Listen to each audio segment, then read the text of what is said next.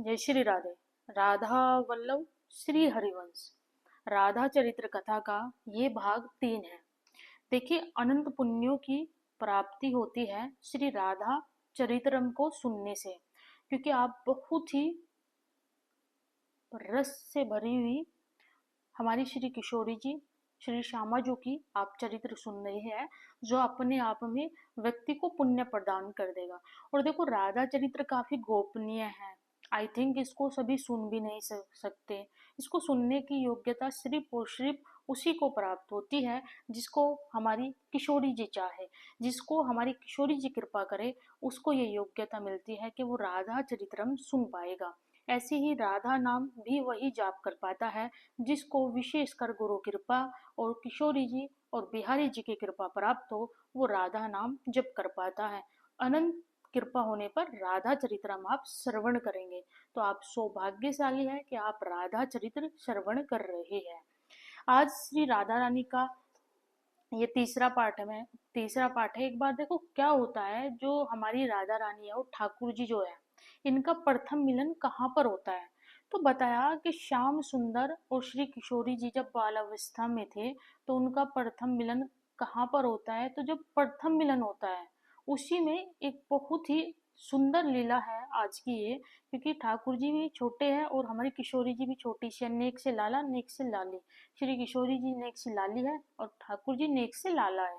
बताया कि श्याम सुंदर जैसे ही यमुना तट पर पहुंचे, यानी श्याम सुंदर तो अपने अष्ट सखा के संग नंदगांव से वृंदावन आए थे, और जो श्री राधा रानी है वो अष्ट सखियों के संग श्री बरसाना धाम से यमुना पुलन पर आए थे। और ठाकुर जी क्या करने आए थे? ठाकुर जी अपने सबन सखा के संग खेलने के लिए आए थे यमुना पर। अब बताया कि श्याम सुंदर जैसे ही यमुना तट पर पहुंचे, सो ही ठाकुर जी को कुछ नीला नीला नीलमणि की तरह कुछ चमकता हुआ दिखाई दिया। अब ठाकुर जी को दूर से ही दिख गयो कि सामने से कोई नीला नीलमणि की तरह चमक रहा है। इसमें बताया, सो ही ठाकुर जी ऊपर से झांक करके देखने लगे। ठाकुर जी ने अपनी एडी को उठाया और झांक मतलब एडी को उठा करके ऊपर देख रहे हैं ठाकुर जी ऐसे करके कि सामने से कौन है, क्योंकि ठाकुर जी को एक्यूरेट नहीं मालूम है कि सामने से कौन आ रहा है, क्योंकि सखिया है और सखियों के संग हमारी किशोरी जी, हमारी श्यामा जू है, और ठाकुर जी भी अपने सखा के संग है। ग्रुप में जा रहे थे किशोरी जी भी और ठाकुर जी भी ग्रुप में चल रहे थे। अब ठाकुर जी छोटे ही है, किशोरी जी भी छोटी ही तो है सामने से, तो ठाकुर जी छोटे हैं लेकिन दूर से दृष्टि पड़ गई कि सामने से कोई आ रहा है। तो ठाकुर जी ने सो ही अपनी एडी को उठा करके देखा कि सामने से कोई आ रहा है, पर कौन आ रहा है? ठाकुर जी के मन में ये जिज्ञासा एकदम से उत्पन्न हो जाती है।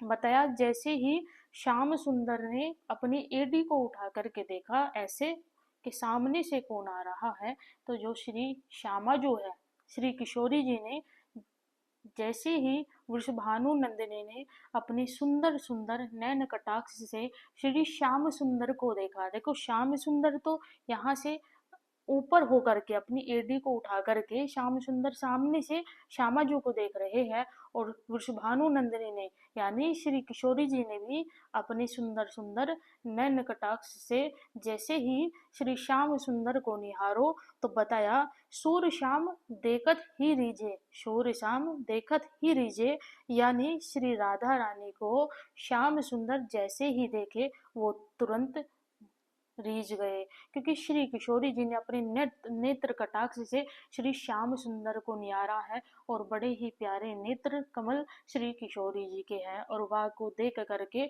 सूर्य श्याम देखत ही रीझे, श्याम सुंदर एकदम से अपने को ही भूल गए, क्योंकि जब राधा जी ने ठाकुर जी को पहली बार प्रथम बार देखो, तो अपने को भी ठाकुर जी कुछ समय के लिए भूल गए, कुछ क्षण के लिए भूल गए, और तुरंत ही श्याम सुंदर रीझ गए। बताया कि नेक सी छोरी, ठाकुर जी बोले कि नेक सी छोरी कौन की है? कौन की? ये लाली है। यानी सबसे पहली और सबसे प्यारी बात यह है कि श्याम सुंदर श्री ठाकुर जी स्वयं नेक से है, ठाकुर जी स्वयं नेक से है, और इतनी सुंदर सी इतनी छोटी सी लाली कौन की है और कहाँ से आयो, ये बात श्याम सुंदर कह रहे हैं। और श्याम सुंदर खुद नेक से है, लेकिन सामने से किशोरी जी को कह रहे हैं कि नेक से लाली ये कौन की है और कहाँ ते आयो। तब ऐसे ठाकुर जी के मन में भाव उत्पन्न हो रहे थे, क्योंकि राधा जी को जैसे ही श्याम सुंदर ने पहली बार देखा है बाल अवस्था में, प्रथम बार, तो इसमें भी बताया कि जब श्याम सुंदर ने राधा जी को देखा तो देखते ही ठाकुर जी के मन में तो क्वेश्चनों की झड़ी लग गई। ठाकुर जी के मन में ना जाने क्या क्या प्रकट होने लगा। बताया श्याम सुंदर यमुना तट तट पर जा रहे थे, वहां पर राधा रानी को पहली बार ठाकुर जी ने देखा है। और ठाकुर जी ने भी कैसे देखा राधा रानी को पहली बार, बताया औचक ही देखी पहली राधा, यानी औचक ही देखी वहां पर श्री राधा रानी। औचक यानी अचानक से, कोई फिक्स नहीं था कि यहाँ पर किशोरी जी आएगी, और ठाकुर जी ने तो अचानक से ही किशोरी जी को देखा, यानी नन्ही से कन्हैया ने नन्ही सी किशोरी को पहली बार प्रथम बार देखा, और वो भी अचानक से देखा, एकदम से, यानी कोई प्लान नहीं था कि यहाँ पर किशोरी जी होगी। और ठाकुर जी नहीं जानते, देखो ये लीला है, मैं एक बात कंफर्म कर दूं प्लीज आपको, ये प्रेम लीला है और हमारी श्री किशोरी जी की लीला है, इसको दिमाग से ना सुनिएगा। आप कहेंगे प्रथम बार मिलन, ये तो नहीं है, इससे पहले भी ठाकुर जी और किशोरी जी जब उनका अवतार हुआ था तो वो प्रथम मिलन, भाई ये भाव है, ये प्रसंग है, तो इसको आप माइंडली ना सुने, इसको दिल से सुने, भाव पूर्वक होकर के सुने, भाव विभव में होकर के सुने। क्योंकि जैसे आप माइंड का यूज करोगे फिर तो तर्क वितर्क निकलेगा, तो इसमें माइंड यूज ना करें, आप प्रेम से इसका रस ले। बताया कि नन्हे से कन्हैया ने नन्ही सी किशोरी को प्रथम बार देखा, और श्याम सुंदर आज निकले हैं खेलने के काजे। यमुना तट पर पहुंचे और राधा रानी को वहां पर प्रथम बार ठाकुर जी ने देखा है। देखो कितनी सुंदर बात है। सूरदास बाबा एक पद गाते हैं, उन्होंने बोला, पूछत शाम कौन तू गोरी, पूछत शाम कौन तू गोरी, पूछत शाम कौन तू गोरी, कहा रहत काकी है तू बेटी, देखी नहीं बरज में तहु बरज की खोरी, पूछत श्याम कौन तू गोरी। बताया कि तुम्हारा घर कहाँ है। अब ये श्याम सुंदर क्वेश्चन कर रहे हैं राधा जी से, छोटे से है ठाकुर जी, और देखो क्वेश्चन कितने बड़े बड़े कर रहे हैं। अब राधा जी इनसे क्या क्वेश्चन करेंगे वो सुनिएगा। इसमें बताया कि ठाकुर जी बोले कि तुम्हारा घर कहाँ है, और कौन की तुम लाली हो छोटी सी, तुम्हारे बाबा कौन है, और बाबा का नाम क्या है, और कहाँ तुम्हारा घर है। मैंने तुम्हें पहले तो कभी ब्रज में नहीं देखा, यानी ब्रज मंडल में मैंने तुमको कभी पहले नहीं देखा। ये श्याम सुंदर कह रहे हैं श्री राधा रानी से। उन्होंने कहा हमने आपको पहले नहीं देखा, कहाँ ते आई हो, नेक अपना परिचय तो दो मुझको। ठाकुर जी कह रहे हैं किशोरी जी से कि नेक मुँह को परिचय दे दो अपना। बोली राधा रानी श्याम सुंदर से बोली कि हम अपना परीक्षा देवे। श्याम सुंदर बोले कि परीक्षा लेने के लिए ही तो आपसे पूछ रहे हैं, हाँ हमको बताओ कहाँ से आई हो, क्या आपके बाबा का नाम है, कहाँ रहो, सारी संपूर्ण बातें बताओ, जो जो पूछा है वो तो बता ही दो हमको, क्योंकि हमने अपना भाव रखा है आपके सामने, और हम जानते हैं आप मुंह को बताओगी जरूर। तो ऐसे बताते हैं कि जब श्याम सुंदर अपने सारे क्वेश्चन कर लेते हैं, उसके बाद में राधा रानी श्याम सुंदर को बोली कि देखो वैसे तो हमारा ब्रज में आने का कोई काम नहीं, हम तो कभी यहाँ आवे भी ना, और हम आना भी नहीं सोचते। श्याम सुंदर एकदम से सरप्राइज्ड हो गए। श्याम सुंदर बोले क्यों, ऐसा क्यों बोल रहे हो आप क्यों नहीं आना चाहते ब्रजमंडल में, क्यों क्या हो गया। तब श्री किशोरी जी बोली कि देखो हमको डर लगे ब्रजमंडल में आने से, यानी हमको वृंदावन आने से डर लगे। श्याम सुंदर बोले आपको क्यों डर लगो। तो राधा जी बोली कि देखो हमारे जो बाबा है, हमारे जो विष्णुमानु बाबा है, वो कह रहे हैं कि वृंदावन मत जाइयो। वृंदावन क्यों ना जाइयो, वो इसलिए ना जाइयो कि वहां पर एक माखन चोर रह गए, जो माखन तो चुरावे ही चुरावे, चलो कोई नहीं, लेकिन वो माखन के संग चित्त को भी चुरा ले गए, यानी चित्त को चुरा लेता है। या हमारे हमारे वृंदावन में तो बाबा ने स्पष्ट कह रखी है कि कोई भी वृंदावन ना जाइयो। और देखो सही बताए तो हम वृंदावन आना भी नहीं चाहते, क्योंकि मुझको तो पहले से इतना ज्यादा डर लगो, क्योंकि बाबा ने समझा रखा है, मैया ने मुझको समझा रखा है। और तो और हमारा बरसाना में जो हमारा महल है वो बहुत बड़ा महल है, हम वहां में ही खेल लेते हैं। श्याम सुंदर को कह रही है अब किशोरी जी। अब क्योंकि ठाकुर जी ने भी तो क्वेश्चन किया है किशोरी जी से, अब राधा जी भी अपनी तरीके से उनको आंसर पुटअप कर रही है, उनको दे रही है उनका उत्तर उनके तरीके से। अब राधा जी बोली कि हमारी मैया ने तो कह ही रखा है, बाबा ने भी बोल रखा है कि तुम बरसाना वृंदावन मत जाना, इसलिए हम बरसाना वाले वृंदावन में नहीं आते। आते क्यों नहीं? उसका कारण ये है कि यहाँ पर एक माखन चोर रहे, माखन तो चुरावे ही चुरावे, संग में चित्त को भी चुरावे। अब ठाकुर जी तो हक्का बक्का हो गए, संग में फिर किशोरी जी संग में ही बोल दियो कि मुझको ऐसा लगे, आ मुझको ऐसा लग रहा है कि तुम ही वो चोर हो, जा हिसाब के तुम्हारे नैन भटक रहे हैं और जा हिसाब की तुम्हारी बातें हैं। क्योंकि वह हिसाब से तो मुझको लगे कि तुम चोर हो, क्यों? क्योंकि तुम नैन इस तरीके से मटका रहे, तुम्हारी बातें करने का तरीका ऐसा है। तो ठाकुर जी तो एकदम से सरप्राइज हो गए। श्याम सुंदर तुरंत ही बोले कि नहीं नहीं, ऐसा नहीं है, आप गलत मेरे विषय में सोच रही है, ऐसा बिल्कुल नहीं है। और मैं चोर, आप मुझे चोर कह रहे हो, मैं चोर हूँ क्या भला? किशोरी जी बोली कि नहीं, मुझको लगे कि आप चोर हो, क्योंकि आप बार बार मुझसे पूछ रहे हो कि कहाँ से आई हो, कौन की चोरी हो, क्या करने आई हो, ब्रज में तुम्हारा क्या काम है, मैंने कभी ब्रज में देखा नहीं, तो वह हिसाब से लगे कि तुम ही चोर हो। श्याम सुंदर बोले किशोरी जी को कि नहीं, हम चोर नहीं हैं। तब श्याम सुंदर भी बोले कि देखो, लोगन की बातों में मत आओ, क्योंकि लोगों का क्या काम है? लोगों का काम है बातें बनाना। अब बातें क्यों बनाना? जब देखो, श्याम सुंदर बोले कि जब कोई अच्छा कार्य करने जाता है, जब कोई अच्छा कार्य करने जाता है तो क्या होता है, लोग बातें बनाते हैं, तरीके नए नए तरीके की बातें बनाते हैं बदनाम करने के लिए। तो देखो, ऐसे ही मेरे विषय में बातें बनाई जा रही है। तब श्याम सुंदर किशोरी जी को बोले, अच्छा एक बात बताओ आप मुझे कि आपका मैंने कुछ चुराया? श्यामा जी बोली, नहीं नहीं, आपने मेरा कुछ नहीं चुराया। तो श्याम सुंदर बोले कि जब मैंने आपका कुछ चुराया नहीं, तो फिर आप मुझसे डर क्यों रही हो? और फिर ऊपर से आप मुझको चोर भी बोल रही हो। तो देखो, एक तो मैं चोर नहीं हूँ, श्याम सुंदर अपनी अच्छे से सफाई दे रहे हैं, क्योंकि श्याम सुंदर बातें करने में काफी निपुण है। और जो राधा रानी है वो बातें करने में निपुण नहीं है, वो तो सरल साधारण और बहुत ही प्यारी है हमारी श्यामा जो। पर श्याम सुंदर उतने ही चतुर, उतने ही छलिया है।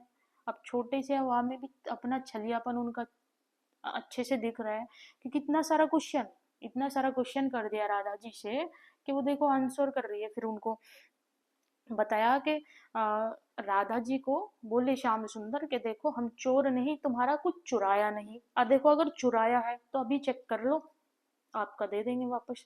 श्यामाजू बोली, नहीं नहीं, ऐसा कुछ नहीं है, आपने हमारा कुछ नहीं चुराया। तो बताया कि श्याम सुंदर फिर बोले, देखो जब मैं चोर नहीं, आपका कुछ चुराया नहीं, तो मुंह ते डरो ना, और वैसे भी हम यहाँ खेलने आए हैं, आप हमारे संग खेलो।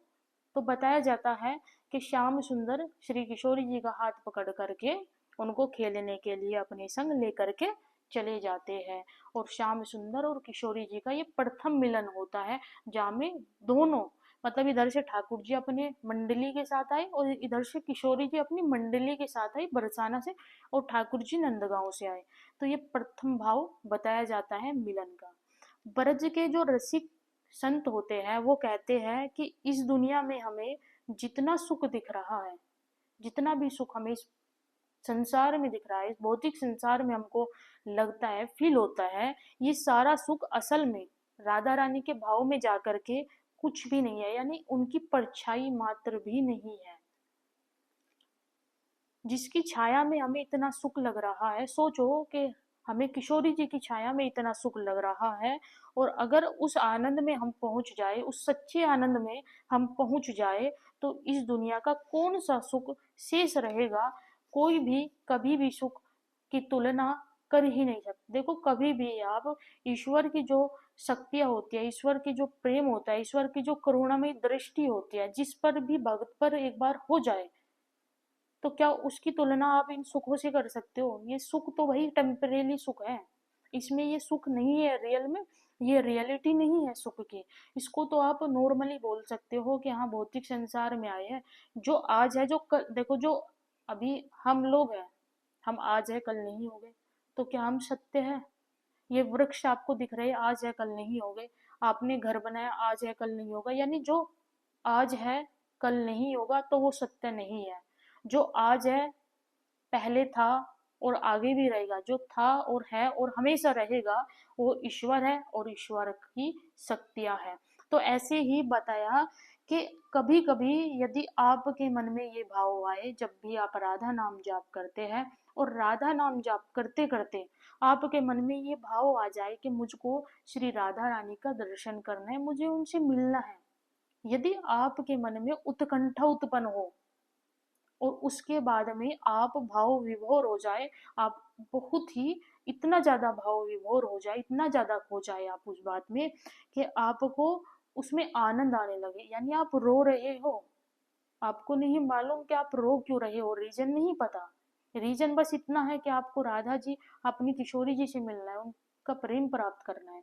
और यह बात को आप सोच करके आपके अंदर तड़प हो जाए और आप रोना शुरू कर दो, तो इसको साधारण नहीं बताया जाता। बताया जाता है कि जिस भी भक्त के आंखों से आंसू आ जाए ईश्वर के मिलन के लिए, वो आंसू बहुत ज्यादा अनमोल होते हैं, बहुत ही अनमोल होते हैं। अब देखो, बरसाना में एक बाबा रहते थे, बहुत सुंदर कथा है ये और सच्ची सत्य घटना है ये। इसको ध्यान से और प्रेम से सुनिएगा प्लीज। राधा चरित्र कैसा लग रहा है मुझे जरूर बताना, और प्लीज इसको शेयर कर दिया करो, आप लोग शेयर नहीं कर रहे हो तो इसको शेयर करो। फोर्थ पार्ट हम तभी लेकर के आएंगे जब इस पर आप अच्छे से रेस्पॉन्स दोगे, और फर्स्ट पार्ट जरूर सुनिएगा राधा चरित्रम का। यदि संपूर्ण लाभ लेना है तो फर्स्ट पार्ट जरूर सुने। बताया जाता है बरसाना में एक बाबा रहा करते थे, और सत्य घटना है ये, एकदम सत्य घटना। वह राधा रानी को अपनी बेटी मानते थे, वो जो बाबा थे वो श्री जी को अपनी बेटी मानते थे। राधा रानी को बाबा बहुत ही प्रेम करते थे, राधा जी को बहुत ही ज्यादा प्रेम करते थे बाबा। एक दिन बाबा के मन में आया कि मैं अपनी लाली के काजे नए वस्त्र सिलवाऊं, लेकिन बाबा के पास पैसा नहीं था, क्योंकि वे जो बाबा थे वो बहुत ही ज्यादा गरीब थे। अब बाबा के मन में भाव तो उत्पन्न हो गया कि मुझे अपनी लाली के लिए वस्त्र सिलवाने हैं। अब लाली कौन है? ये लाली कोई और नहीं, ये तो श्री राधा रानी है। अब बाबा के मन में भाव बन गयो, और बाबा है गरीब, तो बाबा ने क्या किया, अठन्नी चवन्नी बाबा ने इकट्ठा करना शुरू कर दिया।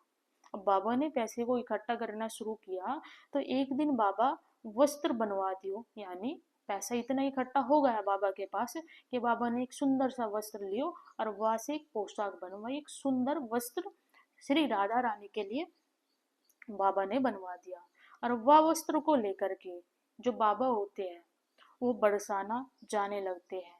सो ही बाबा बरसाना जैसे ही बाबा जाते हैं, और बरसाना देखो आप भी गए होगे तो सीढ़ियाँ चढ़नी पड़ती है।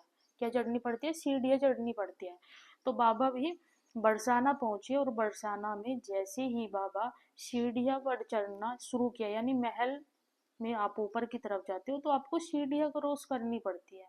अब बाबा जो थे, बाबा अपने हाथ में वो पोशाक ले रहे थे, जाको किशोरी जी को देना था क्योंकि उनके लिए बनवाई थी। तो बाबा को अपने हाथ में लेकर के बाबा सीढ़ियों को चढ़ते हुए एक एक जा रहे थे। बताया जाता है बाबा अपने हाथ में पोशाक को लेकर के जा रहे थे आराम से, क्योंकि उनको तो राधा जी को देना था, वो अपनी बिटिया भाव रख रहे थे, वहां के लिए नए वस्त्र भी बनवाए, बाबा ने पैसे इकट्ठा किया। बताया जब बाबा सीढ़िया से जा रहे थे तो एक 8-9 वर्ष की लाली आती है। आपने देखा भी होगा, अभी भी देखा होता है, अभी भी हम भी ब्रज में होते हैं जब और दर्शन करते हैं किशोरी जी का, तो सीढ़ियाँ चढ़ते हैं तो वहां पे लाली आपको मिल ही जाएगी। और पर्सनली वो 8 से 9 10 ऐसे वर्ष की ज्यादा दिखती है। तो ये जो लाली थी, ये लाली 8 से 9 वर्ष की लाली थी। और ये लाली ने बाबा को देखा, और देखा जैसे उस लाली ने कि बाबा के हाथ में वस्त्र है, वह उस लाली ने जो 8-9 वर्ष की है उसने बाबा के हाथों से वो वस्त्रों को छीन करके भाग जाती है वहां से। छोटी सी लाली है, 8-9 साल की, नेक सी लाली है, ज्यादा बड़ी भी नहीं है कि समझ है। अब देखो एक बात आती है यहाँ पे, मैं आप प्रसंग रोक करके एक बात बताती हूँ आपको जो बहुत काम की है आपके लिए। और यदि बरसाना आते हो, वृंदावन आते हो दर्शन के लिए, तो है ही विशेष कर ये बात बहुत इंपॉर्टेंट बात है। हम जब भी बरसाना में आवे तो बाबा, मान लो आपको छोटी 8 से 9 10 वर्ष की लाली मिले, तो ये कोई साधारण लालियाँ नहीं होती, ये सखिया होती है। ये कभी कभी किशोरिया, जो किशोरी होती है वो किशोरी जी भी इसी के रूप में आती है, लाली के रूप में ही आती है। और ये सखिया होती है पर्सनली तौर पर। अगर ये कभी भी आपको कोई भी सेवा दे, आपसे कुछ भी मांगे, तो आप इनको दिया करो, और दिया करो उस संग में, मतलब आप भाव रखो कि भाई वो मतलब नॉर्मल तो है नहीं, नॉर्मल तो है नहीं देखो। क्योंकि कितनी दफा हमारे संग भी कुछ पर्सनल तौर पर हो चुका है, तो वो नॉर्मल तो बिल्कुल है नहीं। बस हम आपसे इतना कहेंगे कि जब भी आपको ये लाली मिले, आपको प्रणाम करो, क्योंकि बरसाना की लाली है वो, बरसाना की लाली है। और वह लाली जो साधारण दिख रही है, वो लाली भी लाली नहीं है, वामी या तो सखी है, या फिर हमारी किशोरी जी, हमारी श्यामा जो है। तो बताया जाता है कि 8 9 वर्ष की वो लाली आई, बाबा के हाथों में देखा कि वस्त्र है, मगर छीना और भाग गई वहां से। दौड़ गई वो लड़की, छोटी सी वो लाली है, वहां से चली गई। अब बाबा के हाथों से वो वस्त्रों को लेकर के वो लाली भाग जाती है। अब बाबा उदास हो जाते हैं। उदास होकर के बाबा वहीं बरसाना की सीढ़ियों पर बैठ जाते हैं। बाबा सोचने लगे कि एक एक पाई मैंने इकट्ठा किया, एक एक रुपया मैंने इकट्ठा किया, अठन्नी चवन्नी मैंने उसको इकट्ठा किया, और मेरे मन में बहुत ज्यादा भाव था, दिल में भाव था मेरे, कि मैं अपनी जो लाली है वाको ये नई वस्त्र दूं। क्योंकि बाबा ने बहुत मुश्किल से वस्त्र के लिए पैसे इकट्ठा किया, वाको बनवाया, सिलवा करके बाबा लेकर के आ गए, महल तक भी आ गए, देखो निजी महल तक ही आ गए, बस ऊपर ही तो जाना था। अब बाबा का जो मन है वो टूट जाता है, बाबा रोने लगते हैं, बैठ दीवा जो सीढ़ियाँ होती है वहीं पे बाबा बैठ जाते हैं। अब बाबा बैठ करके रो रहे हैं, और बाबा बार बार सोच रहे हैं कि कैसे होगा कैसे नहीं, क्योंकि वो बड़े प्रेम से राधा जी के लिए लेके आए थे। बताया कि बाबा मन में सोच रहे हैं और बार बार राधा जी से क्षमा मांग रहे हैं, किशोरी जी से क्षमा मांग रहे हैं, कि मैं आपके सामने आपको आपका आप अपने भाव से आपको प्रेम से कुछ देना चाहता था, और मैं वो नहीं दे पाऊंगा।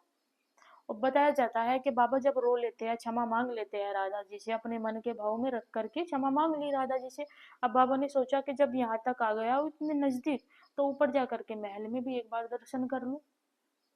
बाबा जैसे ही महल के अंदर जाते हैं, और जैसे ही पर्दा हटाया जाता है, क्योंकि सामने राधा जी के पर्दा लगा होता है, ऐसा नहीं कि आप एकदम से राधा जी का दर्शन कर लोगे। राधा जी का दर्शन आपको सिंपली ऐसे नहीं मिलता, वहां पे पर्दा लगा होता है। और जैसे ही वो पर्दा हटाया वहां के दरबारियों ने, जो बाबा थे वो एकदम से सरप्राइज्ड हो गए, बाबा हक्का बक्का रह गए। अब बाबा हक्का बक्का क्यों रह गए? क्योंकि जो वस्त्र बाबा ने सिलवाए थे, वही रंग वही साइज श्री जी ने धारण कर रखा था, वही वो पोशाक राधा जी ने धारण कर रखी थी।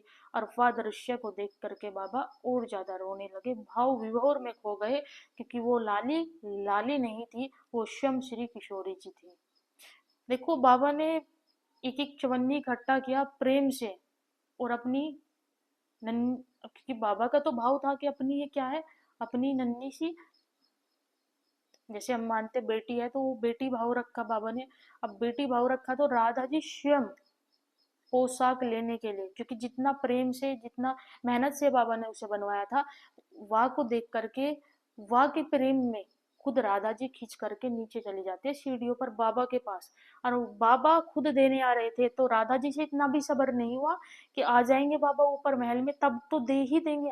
कितनी ही देर लगती है सीढ़ी से ऊपर तक जाने में, महल में जाने में ज्यादा समय थोड़ी लगता है, थोड़ा सा टाइम लगता है 5 10 मिनट का, ऊपर पहुंच जाते हैं हम महल में।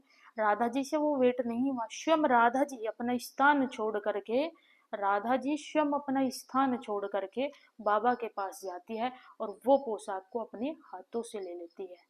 इसलिए शास्त्र भी कहता है, देखो भगवान जो होते हैं वो प्रेम के भूखे होते हैं, भाव के भूखे होते हैं, वो आपकी वस्तुओं के भूखे नहीं होते।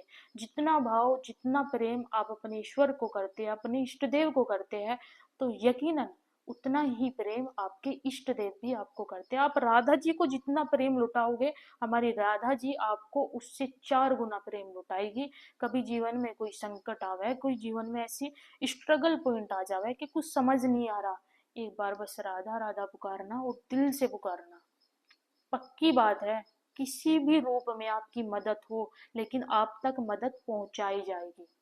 बताया जाता है राधा जी को जब वही पोशाक में देखे बाबा, आनंद विभोर में खो गए, और बारंबार राधा जी को प्रणाम करने लगे। बाबा का तो दिल खुश हो गया।